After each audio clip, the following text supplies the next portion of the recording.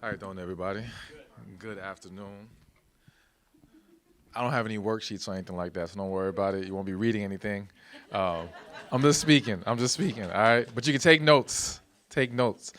So we're talking about relationships, and I'm so glad that he didn't just mention romantic relationships. He mentioned family, business, and that's the thing. We have to understand that relationships are the key to a successful life. But there's five areas that we have to be mindful of when it comes to relationships. There's relationship with God, relationship with ourselves, relationship with family and friends, romantic relationships, and then business relationships. So I'm going to break down each one and give you guys some tools and tips on how to have better, healthier, happier relationships. Now, let me first say this. When it comes to I'm going to try to put it in priority order. And with that said, I know we always say God first, and God is first. But when it comes to relationship, there's an argument to be made that your relationship with yourself is just as important or even more important than the relationship with God. Here's what I mean. If you don't take care of you, you are going to have a harder time connecting with God. All right? If you're tired, if you're depressed, if you're not pouring into yourself, your ability to be faithful, have hope, to be willing to pray, to be able to listen in prayer, all of that diminishes when we don't take care of ourselves. So taking care of ourselves and having self-love, it's not a selfish thing, it's a necessary thing. All right?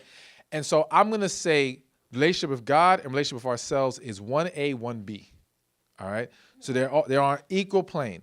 So, but we're going to start with the relationship with ourselves. So, by a show of hands, how many of you can honestly say on a weekly basis you pour into yourself? All right, that's not bad. Not bad. Even though I would question how much you're really doing it. But I'm going to take your word, okay, and roll with it. But this is very important. And taking care of ourselves isn't just about getting to know ourselves and what we like. It's about getting to learn how do we operate at an optimal level, all right? Because each of us require different things to be productive, to be happy, and to be positive. For example, I may need 8 hours of sleep to really be able to get on my grind and do my thing. You might only need 6 or 7 hours, all right? You may be wired differently. We all are built differently. And I didn't get to sit here for the health and wellness aspect, but I'm just going to co-sign everything she said, even though I didn't hear a word of it, because I highly believe in health and wellness and taking care of yourself. It is extremely essential because, again, we can have all these dreams, all these desires, all this purpose, and it's so hard to walk in it when we feel like pure crap. All right. When we are just drained, we're worn out, and how you eat, exercise, sleep, and even the amount of water you drink, all of that plays into your ability to have the energy and focus needed to accomplish whatever it is you're trying to accomplish. So you have to, one, take an inventory of what do I need to operate at a high level. All right. So for me, I needed one, structure. And I believe everyone needs structure. So we try to just wing it in life. And I have to give some credit to my coach, Lori, for this one. All right, because when I came to her, I was lacking some structure. And we both realized, okay, I don't do well that way. So I have it now where there's a routine. I wake up in the morning, I go drink my lemon water, then I go make me a cup of coffee, then I go stretch for 30 minutes. Then I might go jump on the tread. Like I literally have it mapped out so I know exactly what I'm trying to do. Not to mention, if you research successful people, what they try to do is eliminate decision making. That's why you see successful people wearing the same thing every single day. It's one less thing to have to question, wonder, and determine. All right? You look at my closet, it's a bunch of polo shirts and jeans, okay? And I got a bunch of regular shirts, just different colors. I don't complicate matters. Keep it really simple. Yes, you can work with the colors, work with the fashion. There's still ways to be fashionable, but still keep it to where you're not making it hard for you to figure out what to wear, what to do. It's too much. Simplify your life. But again, it's not just what you wear, it's structure, having a routine. So determine, okay, what's a good sleep schedule for myself? What do I need to do in the morning to get myself going? Some of you might want to get up and play music right away. That might help perk you up and get you going. For some of you, maybe you don't like coffee, but maybe you can have some tea, all right? Whatever it is, start to figure that out. Also, start to ask yourself, what do I enjoy? All right. So one of the things that I find that we don't do enough is we don't add some time for our own fun and enjoyment in life, whatever that is. Now, I know we don't always have the time to do everything we want to do, but you want to try to carve out some time in your life to create me time. All right. So whether if you like art, all right, well, maybe once a week you go to a museum or once every 2 weeks, all right? If you like music, you make an effort to go to more concerts and festivals. You find a way to add the things that you enjoy that keep you happy because you have to keep yourself happy first, all right? Again, this is the relationship you're establishing with yourself. Not to mention, when you learn to set the standard for you, it's so much easier to hold other people to the standard in your life. But we'll get to that. We'll get to that in a second. So sticking with you, like I said, create a routine, add the things that you enjoy, find what really works for you. And then the next thing is start to identify and eliminate negative energy in your life, all right? So one of the things I've learned in becoming more successful, walking in my purpose is I do not have time to entertain the things I could entertain before.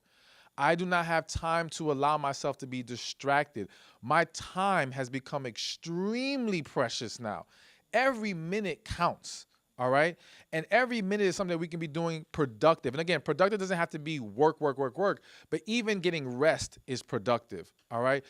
Eating can be productive. Exercising is productive. All those things are productive, and we have to add all of that. So do an inventory. What makes me upset? What throws off my energy? So for example, once upon a time, I used to get up, do my little thing, jump on Facebook. Then I see people post, and every time certain people post, it would irk my nerves. I don't know why, but these people would just say things that I just thought was so ridiculously stupid, okay? And after a while, I had to ask myself, why am I still allowing this on my timeline? Why am I entertaining this? So you don't have to get off social media, but you have to remove the negative factors from your social media. Because the reality is that social media is necessary if you're trying to create a business, if you want to connect with other people. So it's not all bad. But what we allow to be on there can be very bad. So for me, I had to unfollow people. Unfriend. I could be your friend in real life. I can't be your friend on the internet. It's just the way it is, all right? So you have to take an inventory of what is making you feel some kind of way on the internet and remove it. And sometimes we don't even realize that it becomes our guilty pleasure. Some of you guys have reality shows or gossip sites that you visit all the time, and it's like you hate it, but you love going there. It's like you want to see the latest news and gossip, but when you read the comments from all these trolls and negative people, it puts you in a negative mindset. You have to be very careful of that. So eliminate the negativity, not just in what you're seeing on the internet, but what you have in your household. So as Jenny mentioned with clothes, the colors you wear emit energy, all right? And they can set the tone in your life. So for example, there was a time in my life where I stayed at my mom's house, and I stayed in the basement. And in the basement, I was in a room with no windows. The walls were all off-white, and there was pictures of dead people all over the rooms. Great-grandfathers, mothers, whatever, all right? Everybody's dead, all right? So every time I wake up, I see no windows, off-white walls, and dead people every day. And I promise you guys, I was so depressed while I was living there. I was still doing what I do now, but I was just such in a negative mindset. And at first, I did not understand why. I just thought it was just life. I'm not happy. I'm not getting what I want. But it had a huge part to do with where I was living and the environment around me. Once I moved to my own place, and I'm big on color. I love color. I love things to kind of make me feel positive. So when I can control my environment, I was so much happier. It wasn't that my life changed so much. It was my environment changed. So when you go home, look at your room. Look at your house. Maybe you could paint a couple walls. Maybe you can add a picture on the wall, a plant, whatever. Those small little things can play a huge role in you feeling better every day. If you got to get a positive message and put it on your wall, so every time you leave your house, you see that positive message, do that. You need to help reprogram your mind and reprogram your spirit to embrace more positive things and remove the negative things, all right? And not to mention, you're going to have to remove the negative relationships. But I'm going to save that for when we talk about the other aspects of relationships. So again, taking care of yourself, we got structure, we got creating some me time, we got evaluating the negative factors in your life and creating a more positive and better environment, and finding out what truly works for you and allows you to optimize your productivity and you being progressive. Now, that's for relationship with you. So let's shift to relationship with God. You have to make weekly time for God, if not daily time for God. Now, I'm speaking to myself on this one because I'm not the greatest. I'm still working on it. I still have improvements to make. But, you know, as we've been living and growing and people tell us to read the Bible and stuff like that and go to church, I think we've all had a time in our life where we wonder, what's really the purpose of this? It almost seems like this repetitious thing to do that just looks good on the surface, but where's the real value? The reality is that it has immense value. You may not always know what it is you're going to gain in that moment from reading just a little bit of scripture that day. But I'm telling you, there's going to come a moment in your life where something happens and something you read that day is going to hit you. And it's going to help shape how you handle that situation. And it's happened to me even just recently a few times. So again, I think making some time to at least read a little bit of the Bible per day is very, very helpful. And it helps you with your relationship with God. I think number two, also understanding that a lot of times when we pray to make petitions. We pray to thank God and praise Him, and that's wonderful. Keep doing it. But if you want a relationship with God, you have to allow yourself a moment to hear Him. So to put it in perspective, imagine you have a child, and all the child ever does is come to you and say, thanks, Dad, thanks, Mom, or Mom, I want this, Dad, I want that. Oh, Mom, I'm so tired. All they do is vent, okay, and speak to you, but they never sit there and allow you to talk to them. That's not a relationship. A relationship is a two-way thing. It's not a one-way deal. So a lot of times our relationship with God is one way. It's just us pushing to Him, throwing our burdens onto Him, giving it to God, which again is cool. But let God talk to you. Sit, be quiet. Let yourself meditate in the prayer and allow yourself an opportunity to hear your spirit. Your spirit is there for a reason. It wants to talk to you, but you got to allow yourself to listen. And this is going to strengthen your relationship with God. I think also learning to lean on God more than other people. All right. Again, we get too comfortable relying on pastors, friends, coaches, and all of those people are wonderful and needed in our lives, and they help us progress. But God forbid you end up on a deserted island with no one around you. Your pastor's not there. Your friends are gone. No family. What are you going to do? Say, well, I can't talk to God because the people I used to connect with Him are no longer around me. No. You all, every last one of us has the ability to have a very specific individual relationship with God. So we have to now learn to lean on Him and not on what other people are telling us and how other people want to guide us. We can take what they give us and then we take it back to God and say, is this correct? Does this apply to me? Again, this is how you strengthen your relationship with God. And one more thing is, never be afraid to pray about the smallest, littlest thing. Let me give you a quick example. And this is going to sound crazy to some people, but it's exactly what happened.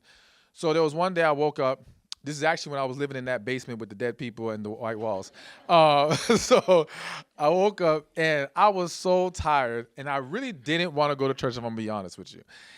But I said, let me pray. Now, some of you may say, why would you pray about going to church? That doesn't make any sense. You're supposed to go to church. But again, never be afraid to pray about anything that you're feeling conflicted or confused about, even something that you think is obvious. Can I hear that prayer? It's just, God, should I go to church? That's it. Just I asked, and I honestly felt God said, don't go. So I didn't go. Now, some people would say to you, and this is why you have to learn to lean on God, not people. Because if you tell people that story, they'll say, no, you're lying. God wouldn't tell you not to go to church. That's a bunch of BS. But let me tell you what happened next. So I didn't go to church. So I put the church on the computer screen. So I'm watching it on the computer screen. My niece who lived in the house, who recently was giving up on God, was mad at God because her mom, my sister, was going through or actually went through a divorce. There was a whole bunch of messed up stuff happening. So literally days before, she was crying and pretty much saying, forget God, I'm not going to God. She randomly walks in my room, sees it on the screen, sits down right there and watches church with me. There was a reason for me to stay home. Had I left, that would have never happened. And it opened the door for her to get back to God. That's why you never know. You never know. And you can't assume that, well, this is stupid to ask God about, or God's not going to say this. You don't know what he's going to say. All right? Because again, God's goal isn't that we walk into a building for church every day. God's goal is that we get to him and we get others to him. And that can happen in a variety of ways. It doesn't mean don't go to church ever again. Don't get me wrong. I'm going to still go to church. But yes, there may be moments where you have to take an alternate route and another door will open for something else. So praying and asking God about the littlest things is, I will even ask God if I should go to the gym today. All right. Like, it doesn't matter what it is. Anything that I'm hesitant about, or I'm confused, or I'm not sure, I will ask. And again, because I don't know where he wants me positioned today. Where he wants me today may be different than where he wants me tomorrow. So you have to ask about the little things. So we got relationship with yourself. We have relationship with God. Next, relationship with family and friends. So before I get into this, I think, and this is connected to the relationship that you have with yourself, and even we can talk about the relationship you have with God. If we want to establish better relationships in our lives in general, we have to forgive people. All right? Forgiveness is for your freedom, and it is essential for you to have a peace within yourself that allows you to establish healthier and happier relationships. The reality is that we struggle with a lot of folks around us and ourselves and even God because we haven't forgiven. And the reason why I mention God is because some of you are mad at God. Some of you are still feeling slighted because you didn't get XYZ when you thought you would, or this didn't happen, or you got hurt and you wonder, where was God when I got hurt? And guess what? There's nothing wrong with being mad at God. Let me confess to you, I have cursed God out multiple times, all right? I have no problem saying this. I've gone all in because my belief is he knows you're mad. You're trying to hide your saltiness. Like, he knows what's going on. And we're human beings. There's nothing wrong with being upset, holding resentment. But what I realized is this. I went through a period even last year where I was mad at God. And I thought that I could still manage life and other aspects of trusting God while being mad at God for this one specific thing. And I learned that doesn't work. Once you have a disconnect with God in any way, you hinder your ability to hear him in all ways. And you hinder your relationship with him in every other way. So you can't think I can ignore this one piece, all right? That has to be addressed too.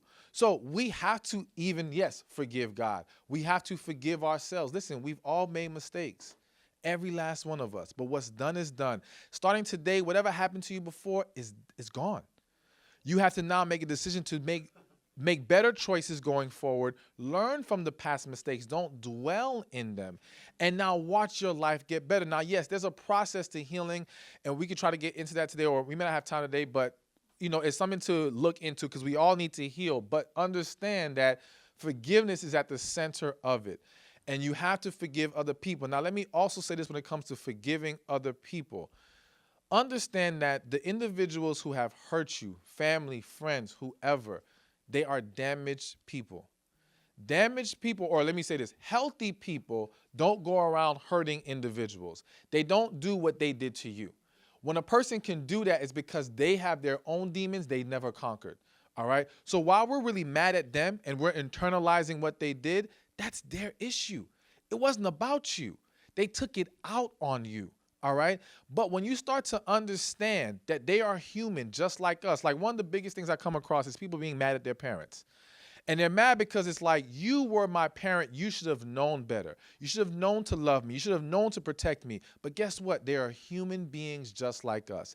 They are flawed just like us. And just as you will make some mistakes with loving people the wrong way, they made mistakes too. When you start to understand that and look at others like you look at yourself, it makes it easier for you to forgive them. But again, you got to forgive yourself first. Because if you can't forgive you, you can't forgive them. And if you can't forgive them, God won't forgive you. Now, that's scripture. So that's the rule. That's the trade-off here.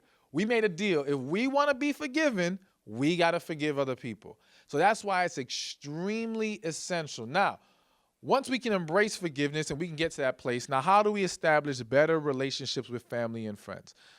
Number one, first step is remove the negative friends.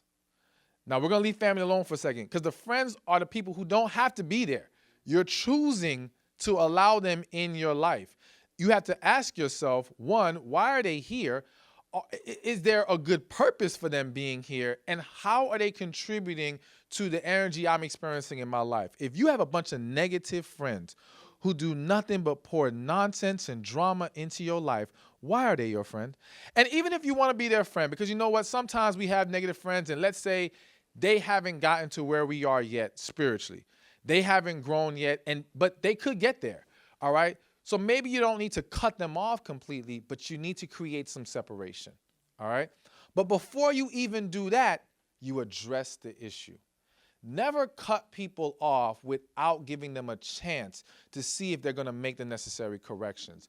You have to address them in a calm and loving manner, not attacking them, not talking down to them, but clearly stating what the issue is, why there's a disconnect, can we correct this? Now, if they correct it, you're good to go. You move forward with your friend. If they won't correct it, they got to go. They got to go. And when they're willing to come correct and do better, they can come back into your life. But in the meantime, you don't have to hold them, close to you because they become an anchor in your life. So I have one client where she had gotten to a situation with a guy. Long story short, after like a month and going to see him in another state, he stopped calling her. She was hurt. Whenever she speaks to her friends, it's, oh, why are you so stupid? Why are you worried about this man? He doesn't love you. He was using you, blah, blah, blah, blah, blah. All they did was pour negativity, negativity, negativity. So when she came to me, I said, why do you keep speaking to your friends? Why? You know all they have is negative things to say. And you know why they're speaking negative? Because they're damaged. They're hurt. Because they're projecting how they would see themselves in your situation rather than taking a step back and properly evaluating what's going on. They're not telling you to look at what you may have done or what you could do better. It's just this person is horrible. Oh, he didn't value you. You weren't worth it, blah, blah, blah, blah. And that has nothing to do with it. So again, you have to recognize, who am I talking to? Who am I sharing my information with? And are they pouring positive, loving guidance or negativity, negativity, negativity? Sometimes that's friends, sometimes that's family too. We're going to get to family in a second. So first, like I said, evaluate what the negativity is coming from with friends, address it first, and then if it's not corrected, remove or at least create distance with the friend. Because again, you have to be very protective of your spirit. And you have to be mindful of what you're allowing to influence you on a daily basis. It's not about you don't love them anymore. You can care about these people. You can love them. You can pray for them from a distance. All right. You just right now can't be up close. And some of you are going to be taken or being taken on a journey that some people can't come along with you. All right. Not everyone is meant to go to that next level with you. Not everyone is meant to be there for your process. Yes, they might be there later on. They might come back, but right now they do not belong. You have to recognize that. Number two is, again, recognize when maybe you are the negative friend. All right. A lot of times we're looking at what they're doing, what they're saying, but sometimes we're the anchor holding other people down. We're the one being negative. We're the one always giving this horrible doomsday opinion of situations and being pessimistic. And we cover up our pessimism by saying we're being a realist. You're not a realist. You're a pessimistic. All right. Just acknowledge it for what it is. All right. And so you have to now recognize, am I the problem and how can I correct it? And what is the source of my negativity? Am I still holding on to past hurts? Am I being skeptical because of things not going the way that I want them to? But one way or another, change the energy that you're giving off to people. Because if you want more positive people coming to you, then you got to become a positive person too. So you have to recognize that and make the necessary adjustments. Now, number 3, now we get to the family, all right? And again, family, to be honest with you, is no different to me than friends in the sense that you do have a choice, all right? We think we have to accept certain family into our lives. Listen, the idea is to keep them. The idea is to have healthy relationships where we can stay connected to our family. But I don't know if you guys remember in the Bible when there was a part where Jesus came back to, I think, Nazareth, and he was speaking in front of a crowd, and they was like, oh, your mother and your brother and your sisters are over here. And he was like, no, the people right here are my mother, brother, and sisters. Like, the fact that we're blood related does not give you the right to stay in my life if you don't belong there, all right? So we do have a choice with family. But again, the goal is we try to make it better first. And then if we can't, we make the adjustments. So same thing with your friends, your family, you address them. Address the deeper issues. Get things off your chest. A lot of you are holding back and have never told your mother, your father, your brother, whoever, how you really feel, how they made you feel in certain situations. You've never released that. And one thing I've learned, and again, I'm no biblical scholar, but one thing I learned is when I was reading and it said, the truth shall set you free. I don't think we fully understand what that scripture is saying. It's saying when we speak our truth, it will set us free. When we learn the truth, it will set us free. When we walk in the truth, it will set us free. So when you hold on to your truth, you live in bondage. You are weighed down by the things that you have not fully expressed to the people in your lives, that you have not acknowledged to yourself, or that you have not even spoken to God about. You have to get all of that out, all right? Let your truth set you free, and don't be afraid of whatever that truth is, because it will open the door to some amazing things when you finally accept it and just let it go. And when I say let it go, I mean let it out, all right? So, again, go ahead. I just have a quick question on that. You know, there's times where like somebody could envision that as being negative, but really all you're trying to do is, you know, you might have an expectation of a relationship, and you just want to share maybe how you've heard or how you feel like you can strengthen the relationship. But people that have never have grown up not being able to express themselves or be able to share those kinds of things might look at it as negative. You know, so it's tough because like I personally don't feel it's negative. Well, so it's not what you say, it's how you say it. Okay? So if we express ourselves to family and friends, but we do so in a very attacking way. And again, attacking isn't always our words, it's our energy, our spirit.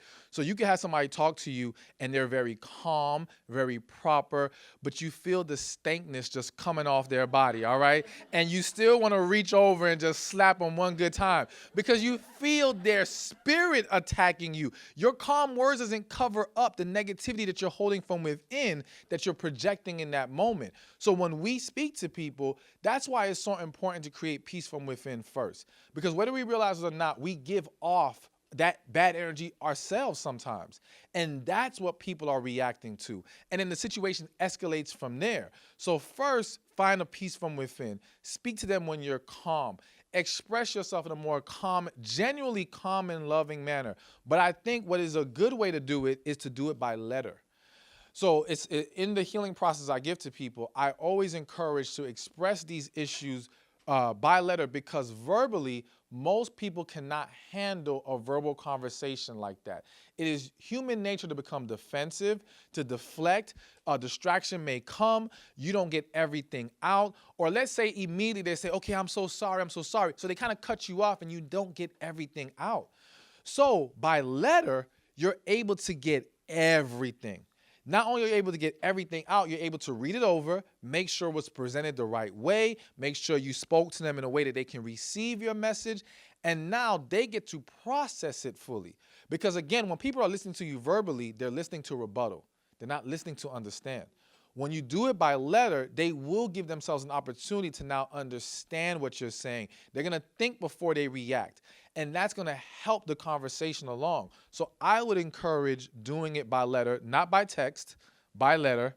Email or written, typed, whatever, that's all acceptable. But verbal conversations usually won't go well that way. So again, you have to express yourself. You have to open yourself up in that way and address these people.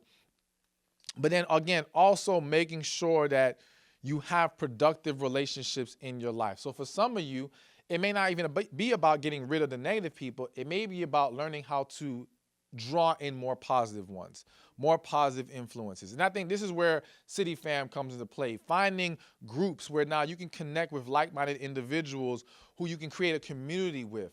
That's going to be very helpful for you in life. So even for me, that's something I have to do more of. But all of us can evaluate ourselves and say, okay, do I have that group around me? Do I have those friends? Because I'll be honest with you, my friends are all broke and God is not a priority, okay? So, whatever. No pressure, right? But no, so, for me, as I've gone along, I'm making more of an effort to connect with certain individuals, even getting involved in my church. These things are all helpful. So for you, you got to do the same thing and evaluate, okay, how can I add more of these individuals to my circle and create a healthier circle of friends and family, all right? Now, the next relationship on the list is romantic relationships. So, by a show of hands, how many people here want a romantic relationship? Okay, that's the majority. All right. How many people in here think romantic relationships are nothing but drama and nonsense? You needed to fake out. Don't worry. Well, I'm glad that nobody really held their hands up. But here's the thing. If we want to have romantic relationships, we got to get the other relationships in order first, all right?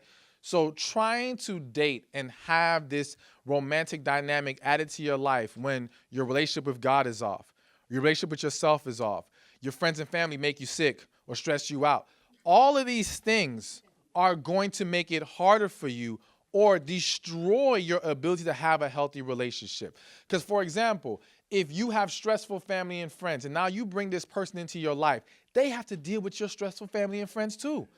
And they have to deal with you being stressed out by your family and friends. And what happens is you end up being drained by everyone else and bringing your drained self to your partner and say, deal with this and be happy. Like, that's not fair. Like, what are you doing?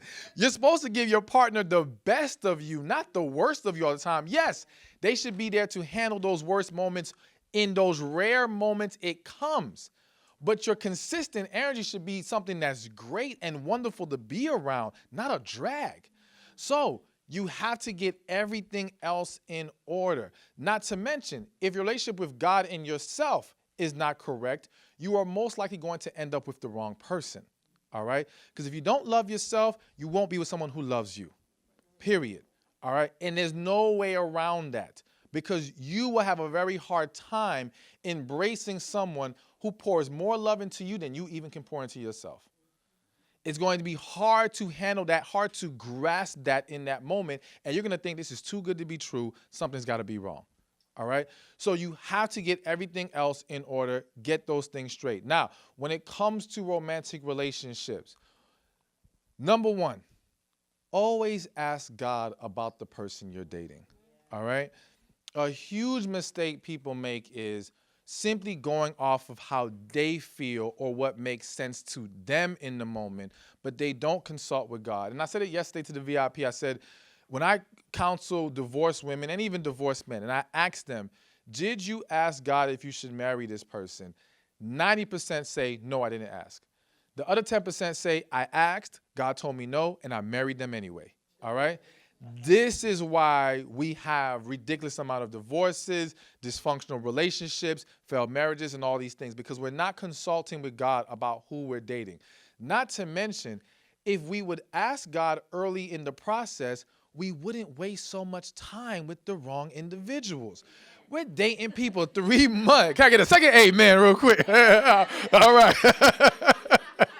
We're wasting all these months, years, all this time trying to figure out if this the person's for us, when if we would have asked that question from the beginning, we would have got our no, eliminated it, moved on. And part of the reason why we struggle to have great marriages is because we're so worn down from all the previous relationships. A lot of marriages suffer not because of that marriage, because of everything else that person had to go through before them. And if you don't resolve those things, you don't have the same energy and passion and desire needed to make your marriage thrive and go to that next level. So it is important for you while you are single to reduce the wear and tear emotionally and spiritually that you expose yourself to by constantly dating the wrong people for too long. So pray early and ask God, is this the person for me? Number 2, you have to find out if we're on the same page as soon as possible. That's the other problem or mistake that people make, is we're waiting too long to finally ask them, do they want what we want? Are we headed in the same direction together? Can they embrace my path and can I embrace yours? So we have to discuss these things and not be afraid to ask the questions. Now, this is especially for the ladies in here. A lot of women are afraid to ask men those questions because you think you're going to scare him away. You don't scare away the man who's actually serious about you. You only scare the man who was never sure about you to begin with, all right? And again, even if he's not that sure, he doesn't run away because you asked the question. There's only 2 reasons he runs away. One, he never wanted you in that way to begin with, or the way that you're asking is creating a problem. Like I said, it's not what you say, it's how you say it. So if you ask us in an interrogating manner, all right, well, do you want kids? When do you want to be married? How do you see this? Blah, blah, blah, blah. Okay, yes. We're going to be like, whoa, like, what's wrong with this lady? You're doing too much.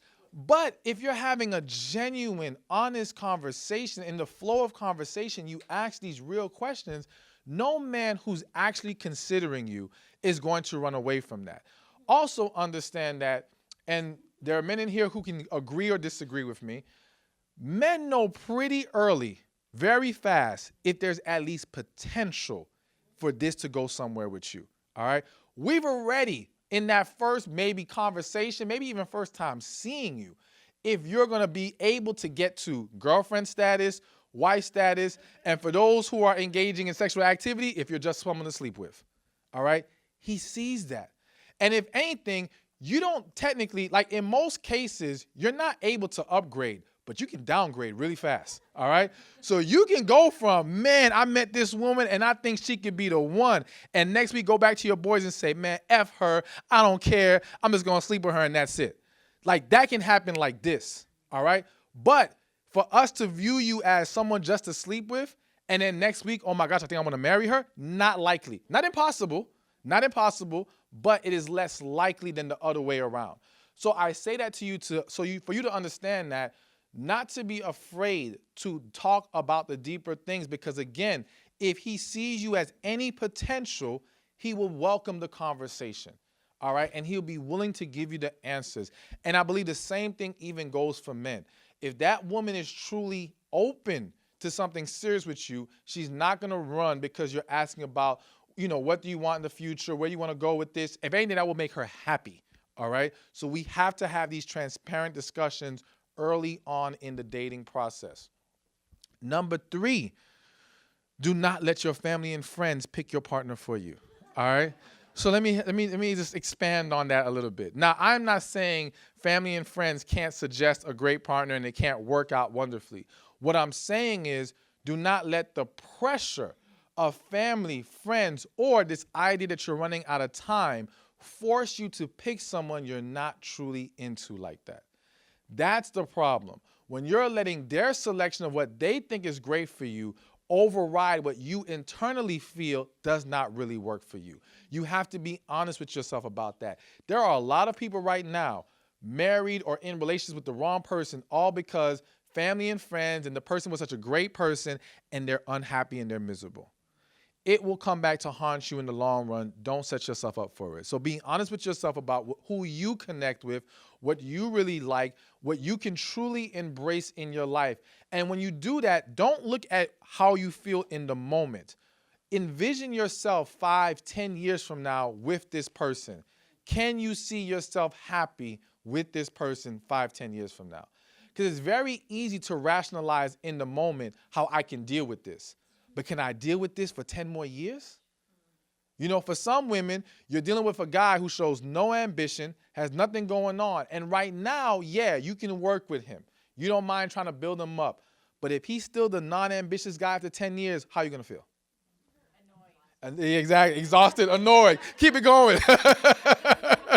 Irritated. I mean, whatever. Like that's the thing. So you have to really look forward in these situations. And then the last thing I would add to romantic dating is I think you just got to be true to what you need in a relationship. All right. And understand that you have to embrace what this person needs as well. One of the biggest mistakes that people make in relationships is that they're going in thinking me, me, me, me, me. This person makes me happy. This person does this for me. And that's great. But are you prepared to give them what they need? You can't move forward with someone if you're not willing to fulfill their needs and desires. It's pointless to take any step further with them. All right. So find out what that is. If you connect with someone, if you guys are on the same page, the next step is, okay, what do you require from me in the relationship? What do you require from me if we were to get married to each other? Because some people's requirements in relationships increase when they marry you. All right. You need to define all of that. And when you can say to yourself, okay, you know what? I can do that. I can cover everything on that checklist and I'll be good and it's not going to be uncomfortable for me. There you go. You can move forward. So find out what they need, find out what you need. So last thing on the list, business relationships. So I am a firm believer that people probably neglect this dynamic the most. All right. And in the pursuit of purpose, in the pursuit of money and success, we think it's just about the money and the success, but we don't connect the dots and understand that relationships is what's going to make you successful. This is why I'm sure many of you have heard the saying, it's not what you know, it's who you know. All right? People get ahead, whether it's in the 9-to-5 job, corporate arena, or even in entrepreneurship, because they have the right connections. All right. Now, I am not saying you can't get far without the right connections. I can make the argument that I've accomplished a lot without having the right connections for a long time. But I do feel like there's a ceiling there. And you can only go so far by yourself. But if you want to reach that next level and you want to truly expand what you're doing, you have to open yourself up to connect with people. Now, again, everything else on this list, all these things play into your ability to establish healthier or successful relationships in the business arena. Because again, if you're not right with God, you will connect with the wrong people. If you're not right with yourself, you will connect with the wrong people. If your romantic relationship situation is toxic, you will connect with the wrong people. Do you see? All of these things pour into it. So it's important for you to be mindful of all these areas. None of them can be neglected. And with romantic relationships, if you're not with someone right now, you still have to have the energy and the structure in your life that allows for a healthy one to exist if it came into your life. All right. You don't wait for someone to come to say, now I'll make time for somebody. Because what happens to a lot of people, kind of shifting back to romantic relationships, is you become this busy entrepreneur now, not learning how to manage your time. Someone comes along, you meet them, you fall in love, but now you're expecting them to accept your schedule. You're expecting them to conveniently fit into your life, and when they don't, you say, well, they don't love me. How about you love them enough to make some adjustments? You love them enough to have enough balance so that they can get what they need and your business and everything else gets what it needs. So you don't wait for that person to come. You create that time now so that when that person comes, you can slide them right into the slot.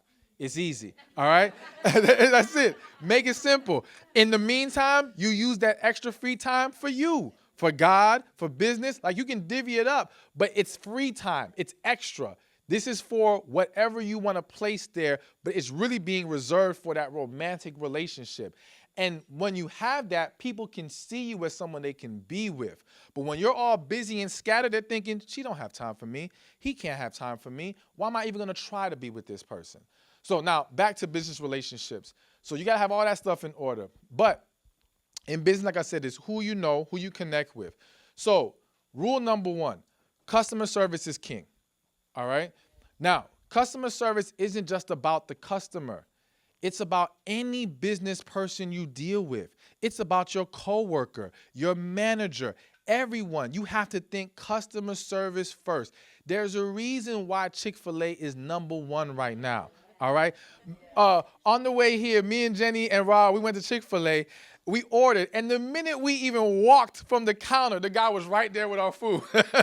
All right, asking us what do we need, just taking care of us. I'm like, wow, these guys, they're just special over here, okay? And Chick-fil-A is closed on Sundays and still beats all the other chains. Customers, well, 2 things, customer service and God first. That's why Chick-fil-A wins. So you got to be Chick-fil-A. Every last one of you in your life have to be Chick-fil-A. You have to give great customer service. When that coworker talks to you, be pleasant and nice. Don't give your coworker an attitude. When your manager speaks to you, same thing. Or if you do have a business, you have to speak. I had people on my team who were so negative and did not know how to give proper customer service, and it was hurting my brand. It caused a problem. Simply saying, if for example, you sell T-shirts, and they didn't get their T-shirt, simply saying, I'm sorry to hear that. How can I help you? Let's fix this. That makes it better. But if you just respond, oh, okay, well, here's your T-shirt. Like, you didn't even acknowledge the inconvenience. You didn't acknowledge anything. That's bad customer service. So in every aspect, customer service is king when you're trying to build business relationships. Number 2, you have to be willing to network with people, all right? Now, I will admit I'm a horrible networker. Again, I'm extremely introverted. So my cure has been to have a right side man who is very extroverted, and he does my networking for me, all right? But even in that, I still have to be willing to talk to and connect with people. People want to get to know you. And when they get to know you, this is how you're able to get ahead. Even when I used to work 9-to-5 jobs, I had a history of I would get promoted in no more or no less than 3 months at every job. Whatever the minimum requirement was, I would kill it. And the reason was every time I got to a job, I found whoever was in charge and I said, hey, I would speak to them very nicely and I would say, I want to know how to move ahead. Let me know. So you have to make people aware of what you're trying to accomplish. This idea that we're supposed to hold everything close to our chest, that's not always true. Some people need to understand what's your goal, what's your objective. Now that they know, they have you at the front of their mind when something comes up. So if they know you want to be a manager in that job, when a manager position comes up, they will remember, oh, let me go tell so-and-so the manager position opened up. But when no one knows what you're trying to do, no one's going to talk to you. No one's going to tell you. No one's going to look out for you. So you got to talk to people. You got to let them know what you're trying to accomplish and be willing to network. Now, well, let me move to number 3. So number 3 is you have to give before you try to receive. So one of the most annoying things that happens to me is people will DM me, and the first thing they're trying to do is get some money from me. The first thing they're trying to do is, can you shop me out on your page? Can you do this? I'm like, can I get a hello? A good evening? How can I help you? Now, listen, I know these people can't give me the value I can give them. I'm not even asking you to give the value that you're looking for in return. I'm asking you to offer something, to show them a willing to give something. Again, another biblical story. It's the example of the woman. Jesus was in some house, and there was a poor woman, and she had nothing. I think she used her perfume and washed his feet. And he had said to them, look, this woman gave what she had. It wasn't that she had to give $1,000 or give as much as the other guys in the house. It's that she was willing to give something and humble herself. So when you're trying to connect with individuals, ask them, how can I help you? How can I be of value to you? Maybe I can't give you X amount of money, or maybe I can't match your effort, but here's what I can do. Here's how I can help you in this way. And at least that shows the individual that you're not just thinking about you.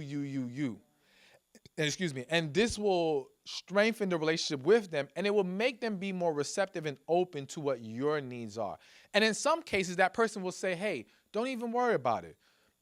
They'll give you what you need and not even ask for what you're offering for. But the fact that you offered sheds a great light on you. So always look to give before you receive. That's how you set the stage, all right? And again, even if you're working a 9-to-5 job, be helpful to your coworkers. Be helpful to your manager.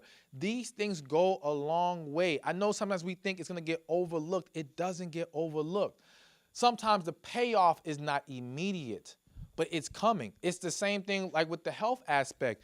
Man, you could work out all week today or all week this week, and you're not going to see these amazing results right away, but you're setting the stage. It's coming.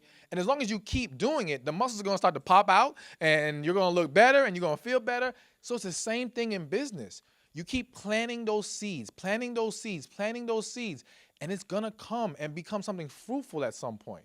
So be willing to give more than you receive, or let that be your priority. Give first, receive second.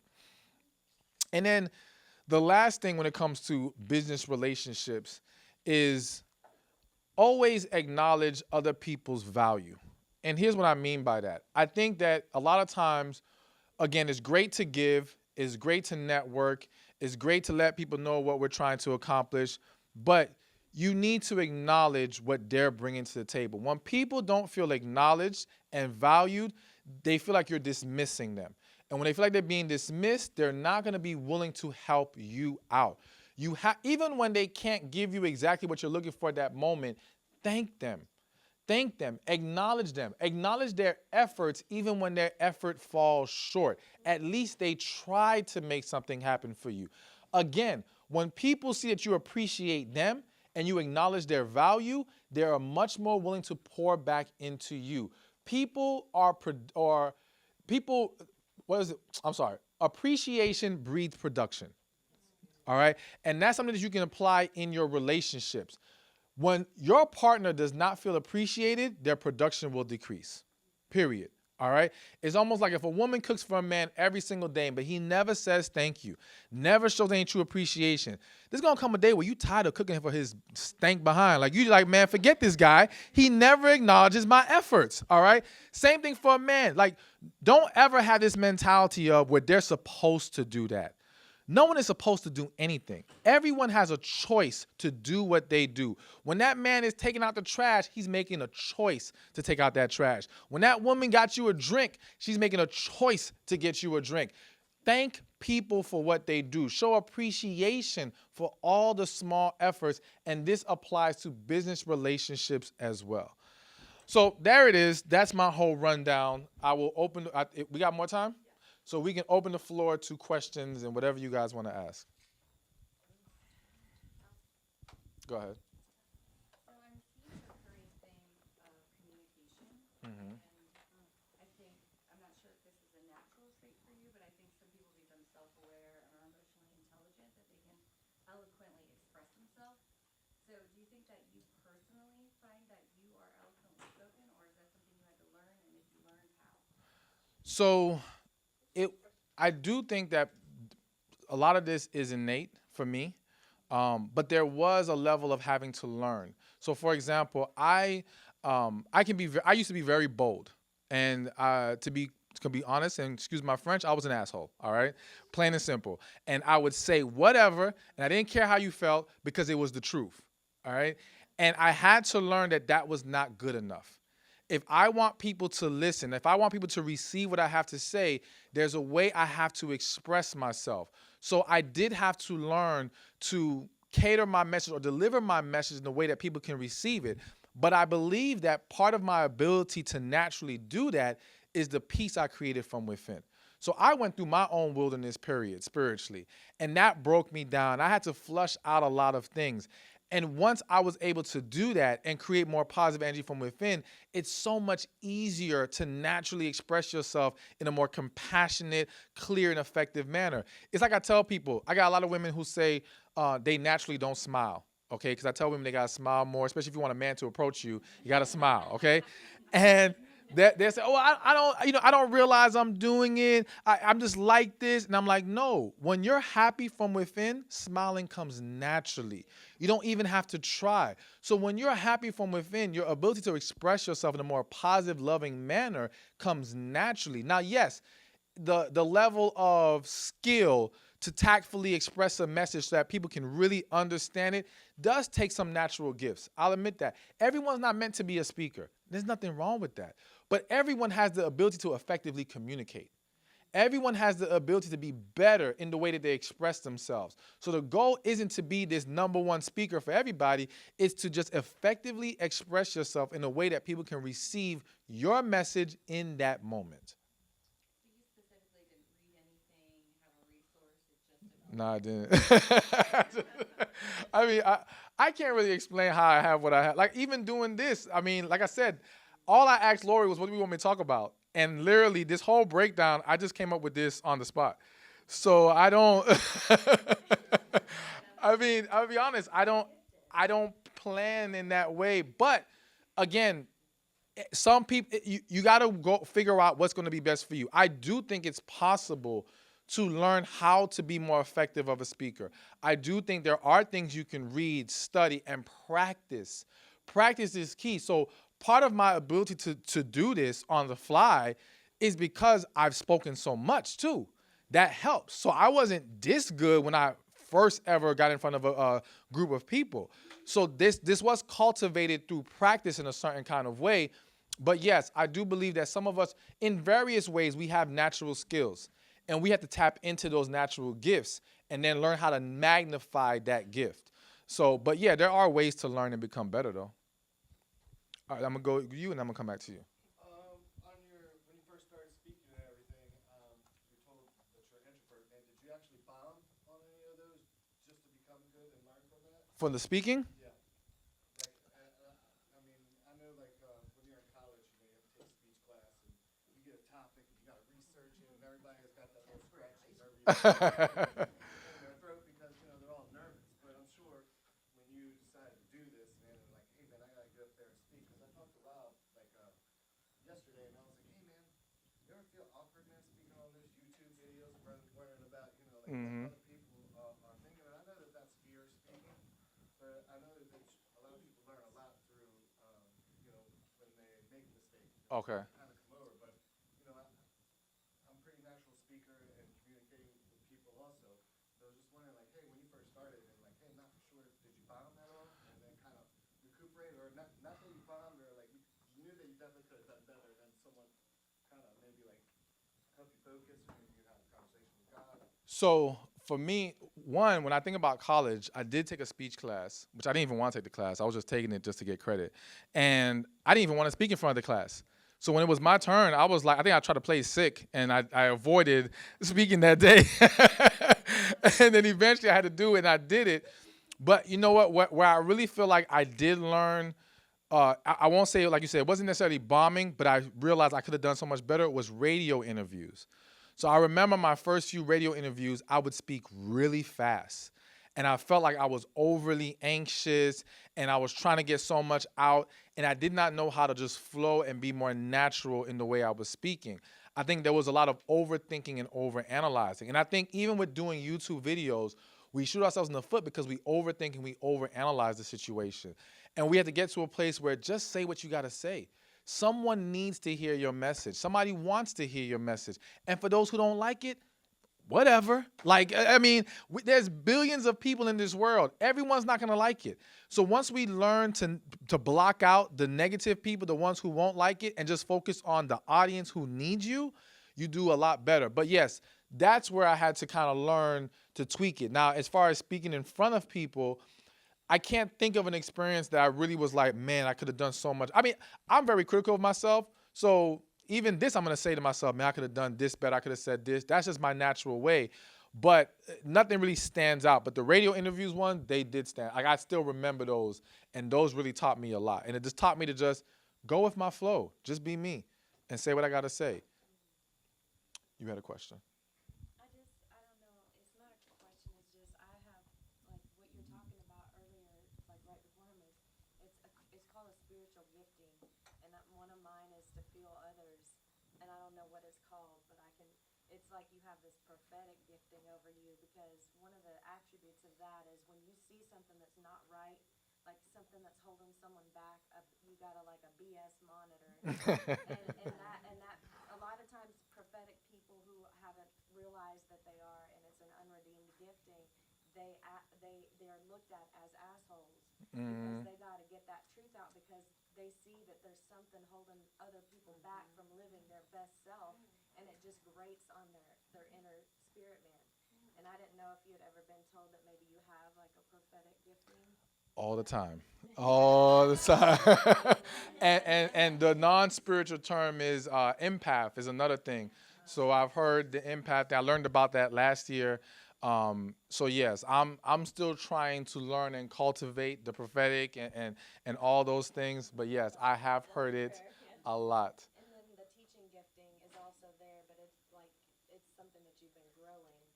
Exactly. Like you said, that we have the giftings that we have to grow more and work towards, but then we have those ones that we've just been. It just there. God's Yeah. like, this is it. Exactly. Thank you. You got a question? How much time we got left? Hold on. This be the last question. All right, cool. So anytime I hear the scripture that the truth sets me free, I know that to be true. And today, for the first time, I heard you say that when you hold back your truth, you live in bondage. So the connection between expressing my truth and freedom is it's the first time that I heard the two together. So, as I told you before, I have anger. Yeah. So, in the times that I try to express my truth, just like unedited, unfiltered, a lot of the rage comes out. So, and I know I have to write the letters, right? The two versions. Yes, yes. And not send the first one. What are some other things that I can do so that I can Let the rage go? Yeah, and stop holding back. But again, the race is part of that. Because it's. Well, I think so, and you can correct me if I'm wrong. You've had moments where you try to let it out, but you never really fully let everything out. And so when it comes to anger, rage, fear, if we allow any to stay, it's very easy for more to accumulate and more to just pile on and pile on and pile on. So I think what's happening is you're not giving yourself a full flush out, a full release of all the anger. And that's why I said to you, you might need to write, remember I said you might need to write all the first drafts first. So you want to get all of it out at once. And now you move to the next step. I do think that you can look into other ways. Like some people will stand somewhere and scream out loud, like just releasing certain things, boxing, like getting a punching bag and punching it. You want to find different little ways that you can try it. But I fully believe you writing those letters and just letting it rip. But again, you got to go one by one, but just keep knocking them out. You can't afford to write one and then try to be nice and sweet right after that. No, because you're not getting everything out of it. So you got to do one, do another one. Once you've let all of it out, I guarantee you're going to have a very hard time being angry after that. It's hard to hold on to anger when you've released so much out of you, all right? But you haven't released enough. So try that, and I do think you will see a huge difference. But thank you, everybody. I appreciate it. Hope you guys gained something from it. Always guy. You never do wrong. Okay, so